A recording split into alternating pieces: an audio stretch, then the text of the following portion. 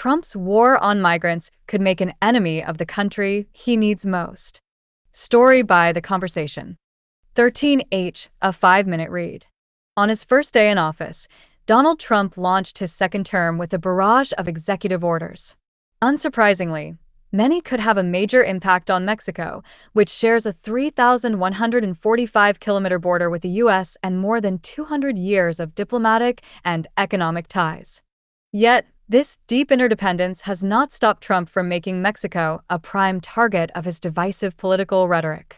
He entered the public arena in 2015 by condemning Mexicans as dangerous rapists and criminals who were bringing drugs into the U.S. He also vowed to build a Great Wall along the border, one he claimed Mexico would pay for, to stop undocumented immigrants.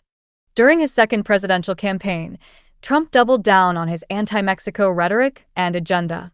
He threatened mass deportations of undocumented migrants residing in the U.S., sweeping tariffs of over 200% on Mexican vehicle imports and sending special forces into Mexico to attack drug cartels. Trump's executive orders are now putting these threats into action. Among the most concerning: designating migrant crossings as a national emergency, directing the military to prioritize sealing the Mexico-U.S. border, reinstating the Remain in Mexico policy, which would require asylum seekers to stay in Mexico while their claims are assessed, starting the process to designate drug cartels as terrorist organizations, and enacting new tariffs on Mexican imports. Though largely symbolic, the order to rename the Gulf of Mexico as the Gulf of America further strains bilateral relations. Given this focus, Trump's long shadow will loom over Mexican President Claudia Sheinbaum's own time in office. She will have to navigate his hostility while tackling domestic challenges, including a controversial judicial reform plan and relentless violence. She has responded to Trump's actions with measured remarks so far. We have to avoid confrontations. At the same time, we have to behave as equals, never subordinate. Defend our sovereignty, our independence, and defend Mexicans. A heavily securitized border. Trump's declaration of a national emergency allows him to deploy the military to the border and continue building a border wall without congressional approval. He could also enact measures to expand detention facilities, transportation, including aircraft, and other logistical support for law enforcement. Illegal border crossings actually declined dramatically in 2024. This was, in part, due to steps Mexican authorities have taken to stop migrants attempting to reach the U.S. Mexican authorities reported detaining over 475,000 migrants in the last quarter of 2024, nearly 68% more than in the same period a year earlier. Despite these efforts, which have drawn criticism for human rights groups, Trump has labeled migrant crossings an invasion. This belligerent rhetoric is dangerous, as an invasion implies military aggression. Indeed, Trump's executive order authorizes the deployment of U.S. troops on the border, though details are thin.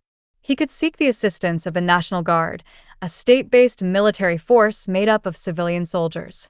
U.S. law, however, prohibits the use of regular military forces %20 or %20 granulide. USC Prelim, Title 18, Section 1385, and F equals tree sort and addition equals prelim and number equals 0 and jumpty equals true on domestic soil. In any case, Mexico serves as a stark example of why using the military for law enforcement is unwise. More than a decade of data shows that military involvement fails to encourage lawful behavior and instead fuels corruption and violence. Prospects for unilateral military action. Trump has also initiated the process to designate Mexican drug cartels as terrorist organizations, an action Mexico has long opposed. Combined with his directive for the U.S. Secretary of Defense to halt the unimpeded flow of opiates across the Mexico-U.S. border, this could ultimately lead to U.S. military action against organized crime in Mexico. Sheinbaum responded by reaffirming Mexico's sovereignty. She noted that while the U.S. can act within its territory, Mexico remains an independent state.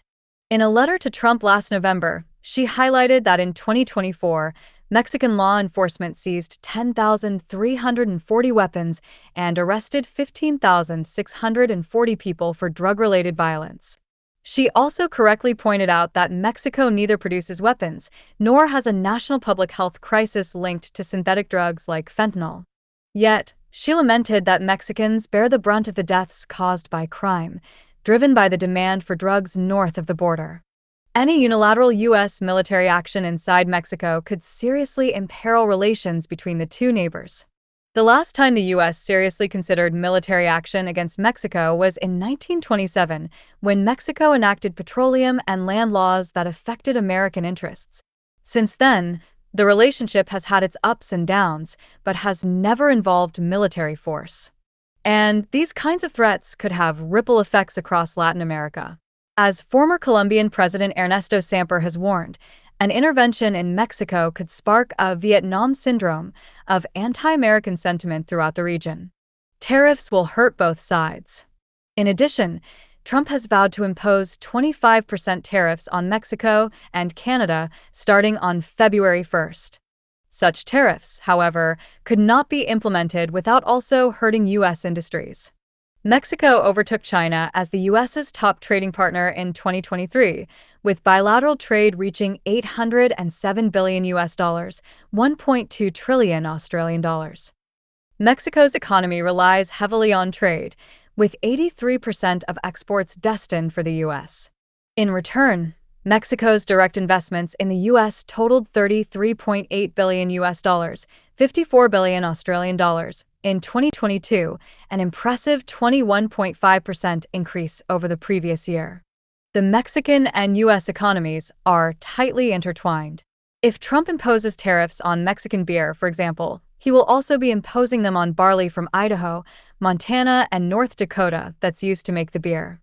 Sheinbaum has accurately warned Trump that tariffs are not just unacceptable under the United States-Mexico-Canada agreement, they will also result in inflation and job losses across both the U.S. and Mexico. A relationship on the rocks? Sheinbaum has advised Mexicans to keep their heads cool. But as Trump continues to exert pressure on Mexico, it will become increasingly difficult for her to convince the Mexican public of the benefits of maintaining a cooperative relationship with the U.S. The potential deterioration of relations between Mexico and the U.S. could signal a new era in which brute force, paradoxically, will diminish American influence in the international community.